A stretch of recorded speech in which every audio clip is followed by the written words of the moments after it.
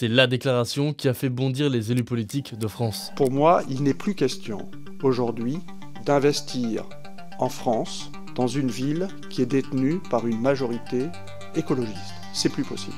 Je ne le ferai pas. Si c'est pour se faire accueillir par des tomates, ce n'est pas la peine, je ne le ferai pas. Cet homme, c'est Olivier Andriès, le patron de Safran, l'un des fleurons français de l'industrie aéronautique. En février 2024, l'entreprise veut s'implanter au sud de Rennes, sur le site de l'Ajanais, qui a pour vocation d'accueillir des activités industrielles locales, durables et décarbonées. Safran prévoit alors d'y construire des moteurs d'avions de ligne qui consomment jusqu'à 15% d'énergie en moins.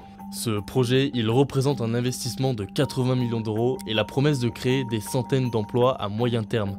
On a été surpris, dès l'annonce, d'être critiqué par les écologistes à Rennes, qui ont mis en cause la majorité municipale de Rennes. Et là, les écologistes, nous ont jeté des tomates sur le thème, c'est scandaleux, un groupe vient s'installer, créer de l'emploi, c'est l'aéronautique, c'est l'avion, ils vont polluer, et puis c'est le militaire, c'est pas bien. Plus d'un an après, Olivier Andriès décide de régler ses comptes lors d'une commission d'enquête de l'Assemblée nationale. C'est pas politique.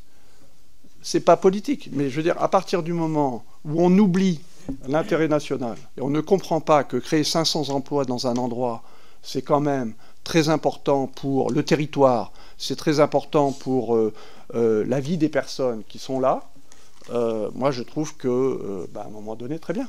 2 jours plus tard, la députée écologiste Sandrine Rousseau est invitée à réagir au micro de BFM TV. La question c'est 500 emplois, pourquoi faire et de quelle pérennité ces emplois sont-ils le nom en fait? Si c'est pour détruire la planète, on a 500 emplois qui derrière vont probablement durer un temps très court et qui n'auront pas de débouchés industriels intéressants. Aujourd'hui on émet 15 tonnes de plastique, on rejette 15 tonnes de plastique dans l'océan toutes les minutes.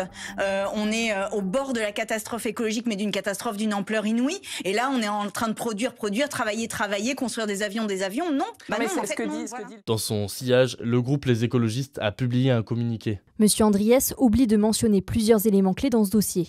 Le premier étant que cette zone d'activité sur un terrain racheté à Stellantis a depuis son origine été fléchée sur des activités liées à la transition écologique. L'aviation, qui représente 2,5% des émissions mondiales et 5% du réchauffement climatique, n'entre pas dans cette catégorie. D'autres personnalités politiques ont exprimé leur soutien au directeur général de Safran, dont Valérie Pécresse, ou le maire d'hiver droite de Lorient, qui lui a même proposé d'ouvrir les portes de son territoire pour de futurs projets industriels.